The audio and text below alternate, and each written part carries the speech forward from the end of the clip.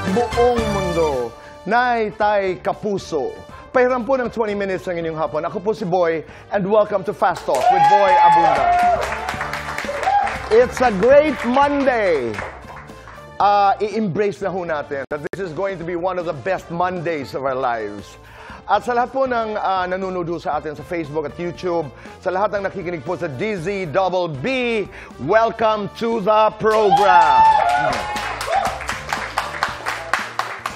Special po ang ating hapon dahil dalawang gwapo po ang ating bisita. Pero nagagalit ang bayan, kinaiinisan po ng marami dahil sa kanilang ginagawa kay Elias. Nay, tay, kapuso, please welcome Edgardo at Calvin.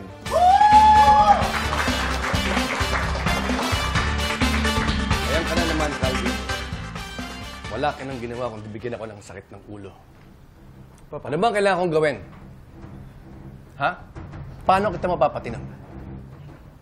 Papa, ginawa ko lang kung ano yung dapat kong gawin. Ginasgasan yung sasakyan ko. Mas mahal pa yun sa buhay niya. Sasakyan mo lang. Kung ibili kita ng bagong sasakyan. Hindi ko kailangang ibili mo ko ng bagong sasakyan. Mas mahalaga pa sa akin yung makabawi ako doon sa pipitsuging delivery rider na yun. Kesa bilan mo ko ng bagong kotse. Wala namang kwenta yung buhay nun. Ayoko na ng puro sat-sat, Calvin. Pag sinabi ko, sinabi ko. Ay, intindihan mo? Cut! Kakatakot kayong dalawa. Raymond Bagatsing and John Lucas, maraming salamat. Tito Boy, hindi. Bakit ba? Ano problema mo? Wala naman. Problema ka ba? Wala naman. Hindi. Bakit ka pumatay sa isang babaeng buntis? Deserve nila. Wala kang awa. Deserve nila yun. Ano deserve? Who deserves to die? Bakit ka pumatay ng bata? Bakit ka pumatay ng pulis? Wala ka nang ginawa kundi pumatay. Kasi gusto kong sumunod sa yapak ng aking papa. Mahiya-hiya ka nga. Napakabuting tao ng tatay mo. Umupo ka na. Umupo na tayo. How are you? Maraming salamat. Hello, Kuya Boy. I missed ya. I know, I miss you too. Oh my God. You go a long way. I know. I look at you and I remember the years. Yes. Diba? They were good ones. Yes. You got where you are today because of all. The good, the bad, and everything in between. And, Parang ako din. Oh. Matagal na kami magkaibigan nito. How old were you when I first met you? Probably 16. Mga ganun. Yeah. Can you imagine? Nag-apply ako ng commercial model sa backroom. I know. And I wouldn't forget, hindi ko po malilimutan yung ating dinner sa lobby ng Manila Pen. Kasamang mama. Oh, yes. And I remember that. It will always be in my heart. Ang galing, naalala niyo pa. I'm happy you still remember. Si John naman, sabi ko sa kanya kanina, alam mo John, ang bilis ng panahon. 10 years ago, naalala ko the first time I saw you. Ibang tingin ito sa akin eh. Huh? Hindi, ganito, biro lang. No, but let's talk about ito. Kailan mabuti ang pagiging masama bilang kontrabida? Or to rephrase that, para sa iyo, Raymond, I know that you're an awarded actor. You're one of the finest actors in the country. Pero what makes a good kontrabida, good kontrabida? Well, Kuya Boy, I just think na most kontrabidas, if you understand the psychology of kontrabidas, the bad boys, are really, feeling nila, lagi silang inaapi. Feeling nila, actually meron silang broken heart. Na nawala ng, kumbaga, ng tiwala na sa society. Silang aggrieved. So, it has to come from a big heart of there. Yung nagtatampo, yung ako ang talo. Ngayon, ako naman ang babawi. Okay, let's go to Edgardo. Dito sa Black Rider. Napapanood po natin yan right after 24 oras. Maraming salamat sa inyong suporta. Ako na mismo nagsasabing, suportahan po natin ang Black Rider. Ano ang bubog? Ano ang pinanggagalingan ni Edgardo? Why is he so bad? Wow. Kasi yung father niya, ayaw niya kasi nung mas bata siya, ayaw niya maging sindikato. Ayaw niya maging leader ng sindikato. He was in love with a simple Cebuana. But yung mga tao ni Papa, si Lahugo, pinaglayo kaming dalawa. That's your story. Ikaw, anong pinanggagalingan mo? Ako siguro, Tito Boy, Syempre gusto ko pong sumunod sa yapak ni Papa. Gusto ko ako yung maging tagapagmana kung sakali mang si Papa ay lilisan na. Yun, siguro dahil kaya ako nagagawa rin yung mga masasamang bagay para lang ipakita sa kanya na kaya ko rin mag-lead ng isang napakalaking grupo dito sa ating bansa. Pwede ba nating sabihin na ginagawa ni Calvin ang kanyang ginagawa because he just wants to be loved by his father? Yes, pwede po. Oo, I think, validation yes. galing sa tatay, di ba? Oo. Pagdating sa proseso, Raymond, iba ba ang proseso mo pag umaatake ka ng kontrabida as opposed to being a bida? Or pareho?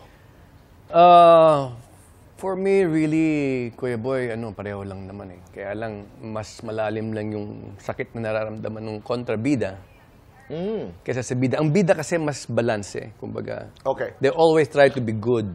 Even though bumagsak sila, tumaas sila ng konti, but they're always simmering dito. Ang kontrabida, babagsak muna yung kanyang nakaraan, tapos bigla siyang gusto niya maging hari, bumawi. Ayun po, ganun. Parang kakawala ka rin talaga.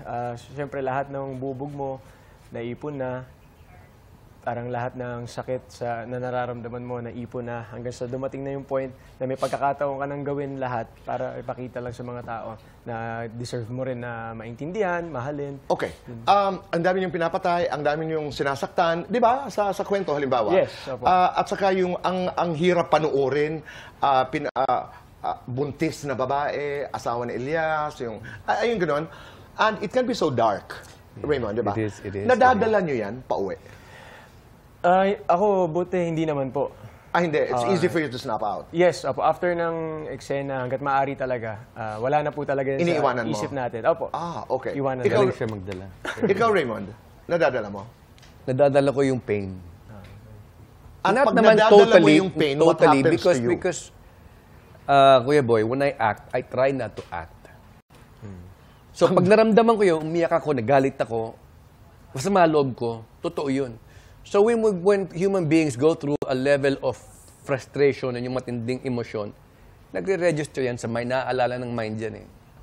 So, nagbibigay siya ng mga alaala. Alaala na personal. Alaala, hindi naman. Hindi naman. Kasi pwede magtagpo eh. Yung source Yeah. of pain. It can, you're right, it can. Yes. It can, di ba? Yes, it can. Kasi you cannot stay doon sa level ng karakter. Paglabas mo halimbawa ng shooting, ang galit na galit ka pa rin. And you have difficulty snapping out. I snap out of it, but sometimes you don't know pagising mo or before you sleep, you cannot sleep and you're wondering why you feel sad. Okay. Pero Ganun lang. lumalabas ang pagiging teacher. I mean, I know you teach. There was a time you were teaching Yes, acting. yes, Di ba? yes, Ang sarap. Nakaka-miss.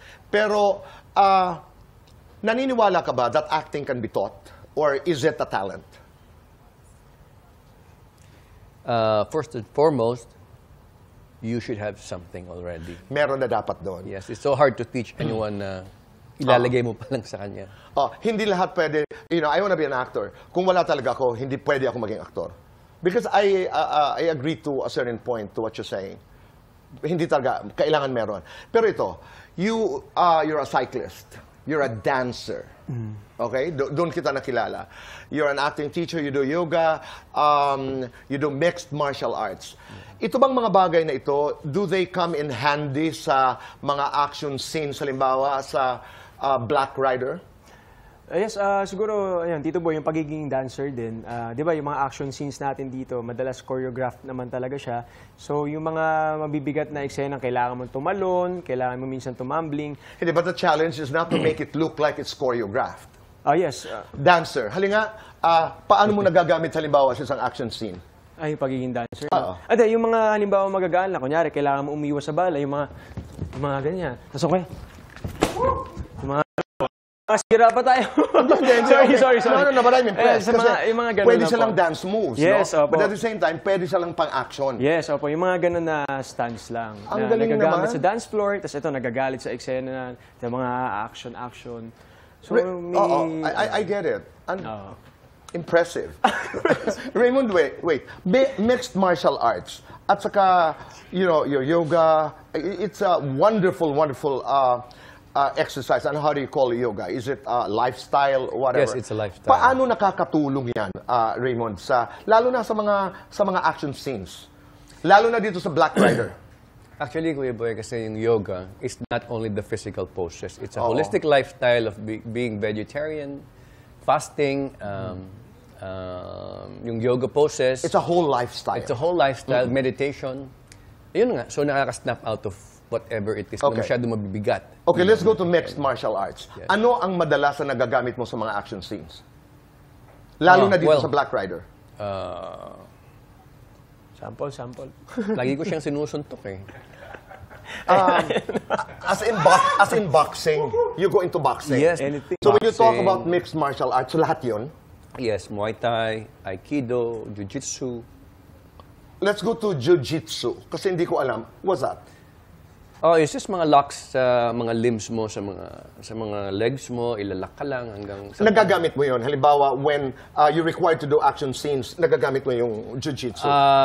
More on suntukan, actually. Jiu-Jitsu kasi nasa floor eh, unless na maggulong-gulong kayo. Suntukan as in the basics. Yes, you know. Pa. Oh, good block. Oh, It's that's a good block. Yes, it's a good block. Oh, ibig sabihin magaling ako. Really good. Oh. Oh, very good. Oh. Pak.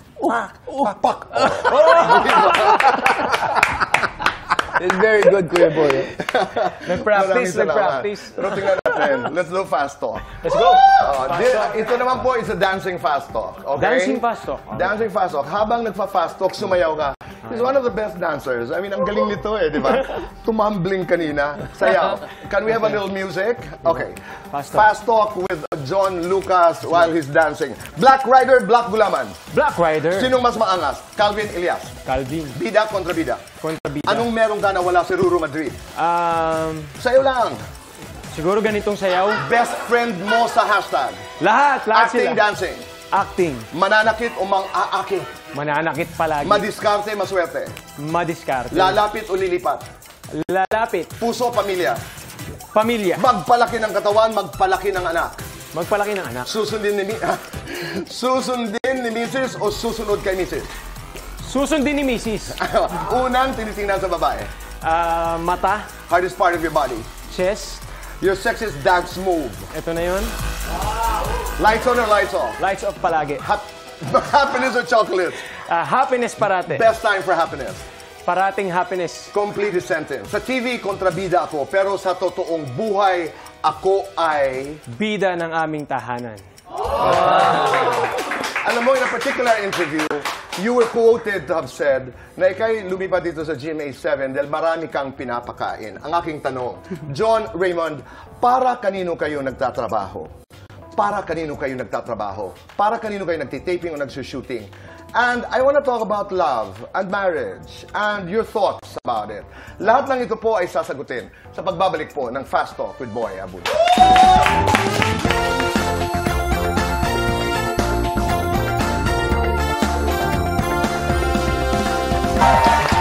Kami nagbabalik po dito sa Fast Talk with Boy Abunda for today's talk. Magandang balita po ito. Dumating na sa South Korea kaninang alas 7 ng umaga sina Mikael, Glyza, Buboy, Angel, Kokoy at Lexi para sa winter edition ng Running Man Philippines. Ito ang kwento. Paglapag pa lamang po nila sa Incheon Airport, na sorpresa ang mga runners dahil agad silang pinagawa ng misyon. Ang akala kasi nila bukas pa ang kanilang shoot at magpapahinga lamang ngayong araw na ito. Winter challenge agad ang hinarap ng runners dahil ito, sa beach sila dinala at -7 degrees ang lamig ngayon sa Korea. This one I wanna see. During their mission, nakilala na ng runners kung sino ang bagong makakasama nila sa Season 2. Di ba, napag-usapan ho natin na Ruru is still part of it, pero she will be coming in a very special role.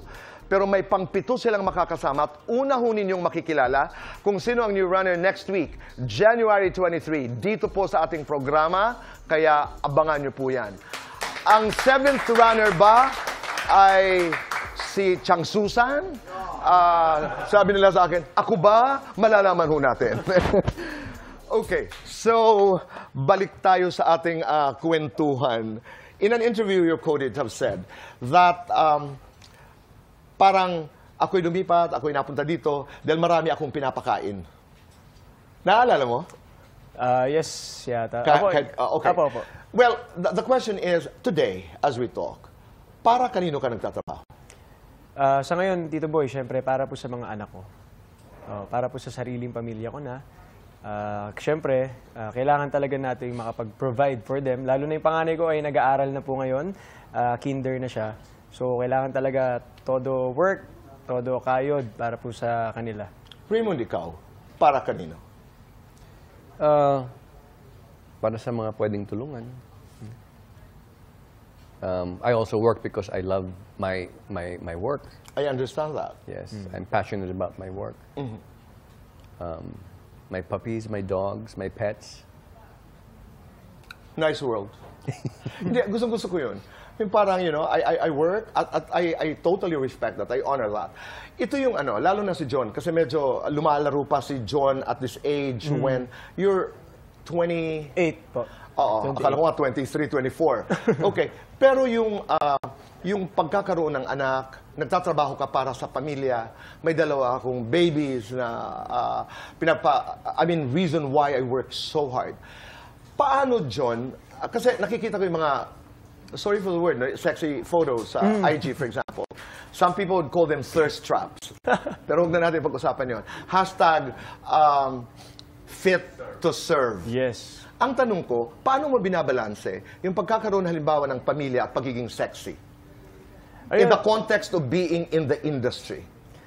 Ayun yung sa akin talaga, Tito Boy, ang pinaka-goal ko, ito, Papa, it's not parang showbiz. Hindi, Kumbaga, showbiz is good. yes, oo nga. Kumbaga, parang sa akin naman po, pinapakita ko rin na nakakapag-workout pa tayo, na kaya pa rin natin maging fit kahit na meron na tayong mga anak. Just like Sir Raymond, kahit na alam natin na nasa 30s na siya, ay nananatili pa rin fit. Kumbaga, gusto ko lang din ma-inspire yung ibang mga daddies na out there, na kaedad ko po, na hindi porket may mga bagets na tayo, pababayaan na natin yung sarili natin. So hanggat maaari, lalo sa panahon ngayon, ang daming sakit na lumalaganap, kailangan pa rin natin maging healthy, kailangan natin maging fit. Kasi yun nga, marami po tayong kailangan tulungan pa, kailangan natin subaybayan pa yung mga bata. I understand that. So, dapat... Pero bahagi ba doon yung, I want also my audience to be interested with me? Yes, opo. Bahagi Importante po yun di ba? Yes, opo. Na hindi mawala yung connection. Opo, yun. Kaya, ayan, ngayon, alam niyo na, umaamin na ako. Kaya ako nagpo-post para po sa kanila. Pamilya. No, ang sinasabi ko lang is you can have that balance. Di ba? Yes, opo. Raymond, you know that you've always been sexy. You're aware of that? Or is it something that you embrace? Is it something that iniisip mo? No, I don't really consciously. Paano ka naman hindi magiging sexy dyan? Grabe, oh. You're not? Talaga? Well, I just like working out. I think I enjoy doing martial arts, manly things, motorcycles and stuff like that. Okay. Yeah. This is not motorcycle, but I want to do fast talk with you. Okay. Pero Raymond, gawin natin in character, as Edgardo. Wow. Intense. All right. Very, very intense. Sumayaw kasi eh. Oh, all right. Let's do this intense. Okay.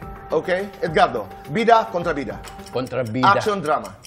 Action. Best actor, best friend. Best. Actor na mas magaling sa'yo.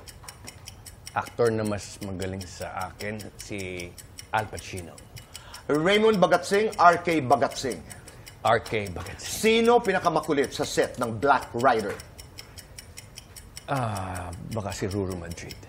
Pinakaayaw mong ugali sa isang co-star? Yung hindi inaaral ang kanyang mga linya at karakter. Pinakamagaling na direktor na nakawork mo? Marami. Your strength as an actor? My sensitivity. Your weakness as an actor? My sensitivity. Single or married? Single. Best age to retire? Will never retire. Your best asset? My heart. Hopeless romantic or hopeless dramatic? Hopeless dramatic. Is that lights on, Edgardo, or lights off? Lights on. Happiness or chocolates? Happiness. Best time for happiness? When you're loving someone. I am Raymond Bagatsing, and I want to be remembered as... A fantastic actor. Mabilisan lang. Love and marriage. Pa- Anong pananaw mo ngayon sa pag-ibig at marriage? You partly talked about it. Is that your whole life? Yes, marriage. Opo. Will you ever get married? I'm not sure. Because but the I don't loving- mind getting married, but I'm not sure. I understand that. But the loving, I know you're open. Yes. You're open. Okay. Posible bang umiyak? Do kontrabidas cry? Umiiyak ba ang mga kontrabida? Yeah, totally, yes. Yes po. Do a scene nga in 30 seconds. Your only line is, bakit, anak? And your line is patawad. Sige nga. Direct? No, Oo. Stand tayo. Just that. While I'm closing the show. Okay? 30 seconds. Very quiet. Okay. Action.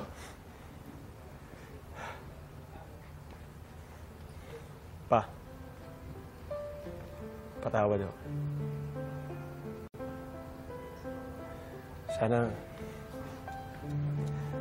Sana'y mapatawad mo ako sa lahat ng ginawa ko. Panggugulo. Patawad.